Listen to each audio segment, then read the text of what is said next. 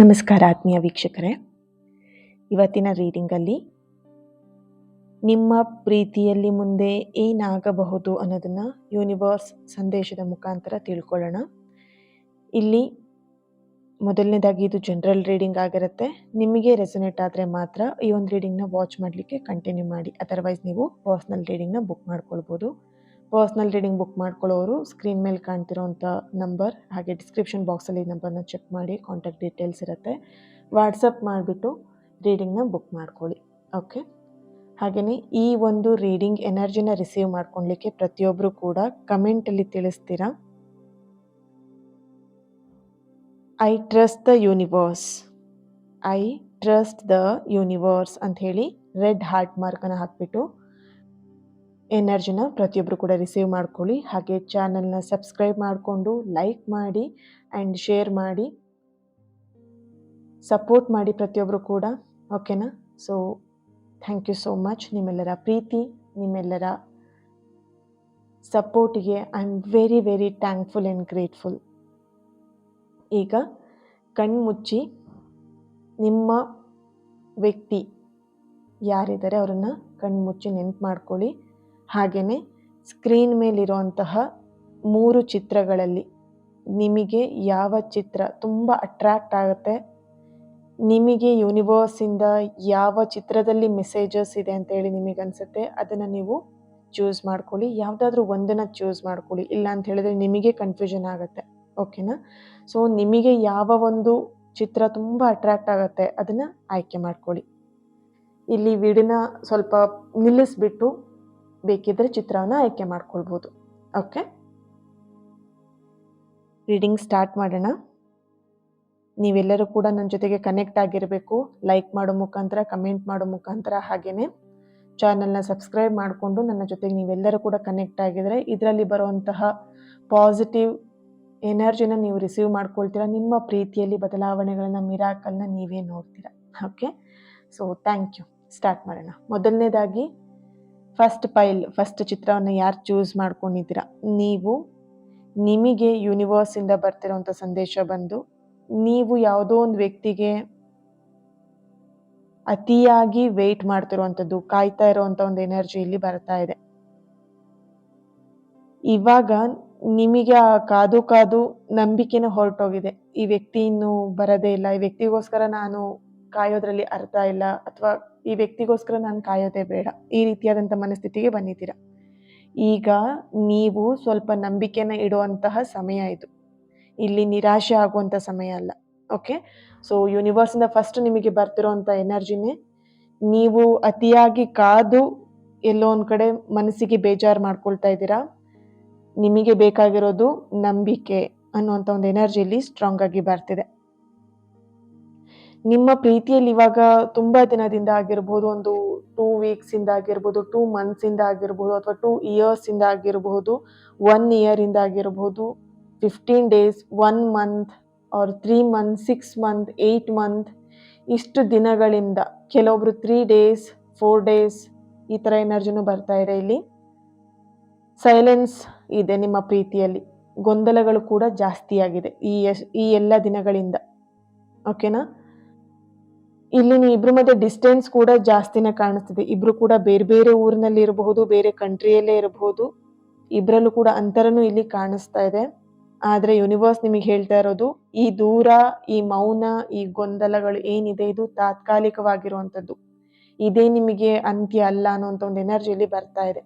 Okay, ನಿಮ್ಮ ವ್ಯಕ್ತಿ ಯಾರಿದ್ದಾರೆ ಅವ್ರ ಮನಸ್ಸೊಳಗಡೆನೆ ತುಂಬಾ ಹೋರಾಡ್ತಾ ಇರುವಂಥದ್ದು, ಅವರ ಗೊಂದಲಗಳಿಂದ ಅಥವಾ ಅವರ ಫೀಲಿಂಗ್ಸ್ ಅಲ್ಲಿ ಅವರೇ ಗುದ್ದಾಡ್ತಾ ಇದ್ದಾರೆ. ಅವರಿಗೆ ನಿಮ್ಮ ಮೇಲೆ ಭಾವನೆ ಇದೆ, ಅದನ್ನ ವ್ಯಕ್ತಪಡಿಸಕ್ಕೆ ಅವರಿಗೆ ಧೈರ್ಯ ಇಲ್ಲ ಅನ್ನೋ ಒಂದು ಎನರ್ಜಿ ಬರ್ತಿದೆ.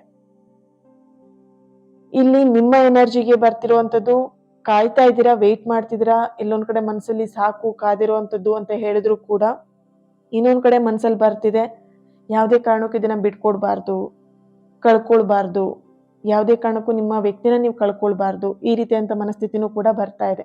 ಸೊ ಹಾಗಾಗಿ ಯೂನಿವರ್ಸ್ ನಿಮಗೆ ಕೊಡ್ತಿರೋಂಥ ಸಂದೇಶ ಬಂದು, ನೀವು ಕೊಟ್ಟಂತ ಪ್ರೀತಿ ಏನಿದೆ ಅದು ಯಾವುದೇ ಕಾರಣಕ್ಕೂ ವ್ಯರ್ಥ ಆಗಿಲ್ಲ, ಆಗೋದು ಇಲ್ಲ. ಸಮಯ ಸರಿಯಾದಾಗ ಉತ್ತರ ತಾನಾಗೆ ಬರುತ್ತೆ. ಅಲ್ಲಿವರೆಗೆ ನೀವೇನ್ ಮಾಡ್ಬೇಕು ಅಂತ ಹೇಳಿದ್ರೆ ತಾಳ್ಮೆಯಿಂದ ನಿರೀಕ್ಷೆಯ ಹಾದಿಯನ್ನ ಹಿಡಿಬೇಕು. Okay, thank you. ಸೆಕೆಂಡ್ ಪೈಲ್ನ ಯಾರು ಚೂಸ್ ಮಾಡ್ಕೊಂಡಿದ್ದೀರಾ, ನಿಮ್ಮ ಎನರ್ಜಿಗೆ ಕನೆಕ್ಟ್ ಮಾಡಿದಾಗ ಸೆಕೆಂಡ್ ಪೈಲ್ 2ನೇ ಚಿತ್ರದಿಂದ ಬರ್ತಿರೋಂಥ ಎನರ್ಜಿ ಬಂದು ತುಂಬಾ ಕ್ಲಿಯರ್ ಆಗಿ ಹೇಳ್ತಾ ಇದೆ, ನೀವು ನಿಮ್ಮ ಶಕ್ತಿಯನ್ನ ತಪ್ಪು ಜಾಗದಲ್ಲಿ ಹಾಕ್ತಾ ಇದ್ದೀರಾ. ತಪ್ಪು ವ್ಯಕ್ತಿಗೆ ನಿಮ್ಮ ಶಕ್ತಿನ ಕೊಡ್ತಾ ಇದ್ದೀರಾ. ತಪ್ಪು ವ್ಯಕ್ತಿಗೆ ನಿಮ್ಮ ಪ್ರೀತಿನ ಕೊಡ್ತಾ ಇದ್ದೀರಾ. ಇಲ್ಲಿ ನಿಮ್ಮ ಎನರ್ಜಿ ಕನೆಕ್ಟ್ ಮಾಡಿದಾಗ ಮೊದಲನೇದಾಗಿ ಫಸ್ಟ್ ಬರ್ತಾ ಇರೋದು, ಈ ಒಂದು ಪ್ರೀತಿಗೆ ನೀವು ಬಂದಾದ್ಮೇಲೆ ಅಥವಾ ಈ ವ್ಯಕ್ತಿಗೆ ಕನೆಕ್ಟ್ ಆದ್ಮೇಲೆ ಅಥವಾ ಈ ಪ್ರೀತಿ ಅಂತ ಯಾವಾಗ ಬಂದ್ರಿ ಅವಾಗಿಂದ ನಿಮ್ಮ ಮನಸ್ಸಿನ ಶಾಂತಿನ ನೀವೇ ಕಳ್ಕೊಂಡಿದ್ದೀರಾ. ನಿಮ್ಮ ಆತ್ಮಗೌರವವನ್ನ ಕಳ್ಕೊಂಡಿದ್ದೀರಾ. ಅಂಡ್ ನಿದ್ರೆ ಮಾಡದಂತ ಎಷ್ಟೋ ದಿನಗಳನ್ನ ಕಳೆದಿದ್ದೀರಾ. ನಿಮ್ಮ ಜೀವನಕ್ಕೆ ಏನು ಅತಿ ಮುಖ್ಯವಾಗಿತ್ತು ಅದೆಲ್ಲದನ್ನು ಕೂಡ ತ್ಯಾಗನೂ ಕೂಡ ಮಾಡಿದ್ದೀರಾ. ಯೂನಿವರ್ಸ್ ನಿಮಗೆ ಕೇಳ್ತಾ ಇರುವಂಥದ್ದು ಮೊದಲನೇದಾಗಿ ಪ್ರಶ್ನೆ ಬರ್ತಿದೆ, ನಿಮ್ಮನ್ನ ನೀವು ಮರ್ತಿದ್ದೀರಾ? ನಿಮ್ಮನ್ನ ನೀವು ನೆನ್ಪಿಟ್ಕೊಂಡಿದ್ದೀರಾ ಅಥವಾ ಮರ್ತಿದ್ದೀರಾ? ಇಲ್ಲಿ ಕಂಪ್ಲೀಟ್ ಆಗಿ ನಿಮ್ಮನ್ನ ನೀವು ಮರ್ತಿದ್ದೀರಾ. ಪ್ರೀತಿ ಅನ್ನೋದ್ರಲ್ಲಿ ಮುಳುಗಿ ಹೋಗಿದ್ದೀರಾ. ನಿಮ್ಮ ಬಗ್ಗೆನೇ ನೀವು ಇಲ್ಲಿ ಕಾಳಜಿ ಇಲ್ಲ. ನೀವೀಗ ಯೋಚನೆ ಮಾಡಿ, ನೀವು ಕಣ್ತುಂಬ ನಿದ್ದೆ ಮಾಡಿ ಅಥವಾ ತೃಪ್ತಿಯಿಂದ ಊಟ ಮಾಡಿ ಮನಸ್ಫೂರ್ತಿಯಾಗಿ ನಗಾಡಿ ಎಷ್ಟು ದಿನಗಳಾಯ್ತು. ಸೊ ಇಲ್ಲಿ ಬರ್ತಿರೋಂಥ ಎನರ್ಜಿ ಏನು ಅಂತ ಹೇಳಿದ್ರೆ, ಈ ಸಂಬಂಧದಲ್ಲಿ ಭಾವನೆಗಳಿದೆ, ಆದ್ರೆ ಇಬ್ರಲ್ಲೂ ಕೂಡ ಬ್ಯಾಲೆನ್ಸ್ ಇಲ್ಲ. ಭಾವನೆಗಳು ಇಬ್ರಲ್ಲೂ ಇದೆ, ಭಾವನೆಗಳು ಇಬ್ರಲ್ಲೂ ಇದ್ರೂ ಕೂಡ ಅದು ಸಮತೋಲನ ಬ್ಯಾಲೆನ್ಸ್ ಮಾಡೋದಕ್ಕೆ ಇಬ್ರಿಗೂ ಕೂಡ ಆಗ್ತಾ ಇಲ್ಲ.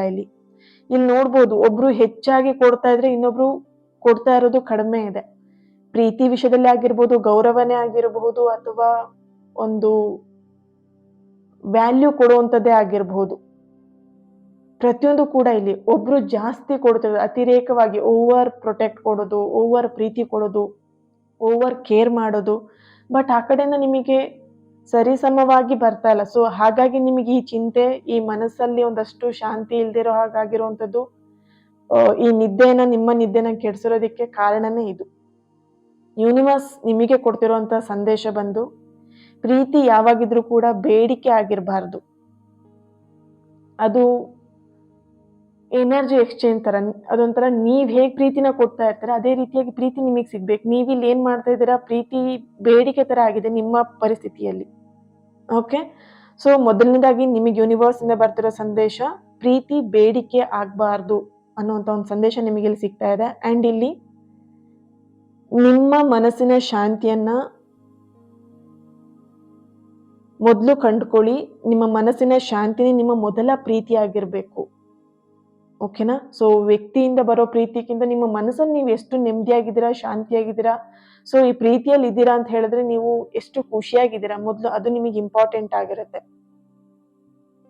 ನೀವು ಸ್ವಲ್ಪ ಜಾಸ್ತಿ ಕೊಡೋದನ್ನ ನಿಲ್ಲಿಸ್ಬಿಟ್ಟು ಮುಂದೆ ತುಂಬಾ ಹೋಗ್ತಾ ಇದ್ದೀರಾ. ನೀವು ನಿಮ್ಮ ಪರ್ಸನ್ ಏನ್ ಮಾಡ್ತಿದ್ರೆ ಹಿಂದೆ ಸರಿತಾ ಇದ್ದಾರೆ, ನೀವು ಮುಂದೆ ಹೋದಷ್ಟು ಅವ್ರು ಹಿಂದೆ ಸರಿತಾ ಇದ್ದಾರೆ, ಅವರು ಮುಂದೆ ಬರ್ಬೇಕಲ್ವಾ. ಹಾಗಿದ್ದಾಗ ಏನ್ ಮಾಡ್ಬೇಕು ಅಂತ ಹೇಳಿದ್ರೆ, ನೀವು ಹಿಂದೆ ಸರಿದಾಗ ಮಾತ್ರ ಅವರು, ನಿಮ್ಮ ಪರ್ಸನ್ ಯಾರಿದ್ದಾರೆ ಅವ್ರು ನಿಮ್ಮ ವ್ಯಾಲ್ಯೂನ ಅರ್ಥ ಮಾಡ್ಕೊಂಡು ಅವಾಗ ಅವ್ರು ನಿಮ್ಮ ಹತ್ರಕ್ಕೆ ಬರ್ತಾರೆ. ಇಲ್ಲಿ ನೀವು ಮುಂದೆ ಹೋಗ್ತಾನೆ ಇದ್ದಾರೆ, ಅವ್ರು ಇನ್ನೂ ಹಿಂದೆ ಹೋಗ್ತಾ ಇದ್ದಾರೆ, ಅವ್ರು ನಿಮ್ಮ ಹತ್ರ ಬರ್ತಾ ಇಲ್ಲ. ಸೊ ಇದನ್ನ ನೀವು ಅರ್ಥ ಮಾಡ್ಕೊಂಡು ಜೀವನನ ಪ್ರೀತಿಯಿಂದ ಪ್ರೀತಿಸಿ. ಇದು ಬೇಡ್ಕೊಳ್ಳೋ ತರ ಇದೆ ಪ್ರೀತಿ ನಿಮ್ಮ ಪರ್ಸನ್ ಹತ್ರ. ಸೊ ಅದನ್ನ ಮೊದಲು ಮಾಡಬೇಡಿ, ಪ್ರೀತಿಯಿಂದ ಪ್ರೀತಿಸಿ ಅಂತ ಹೇಳಿ ಎನರ್ಜಿ ನಿಮಗೆ ಇಲ್ಲಿ ಬರ್ತಿರುವಂಥದ್ದು. Okay, so thank you.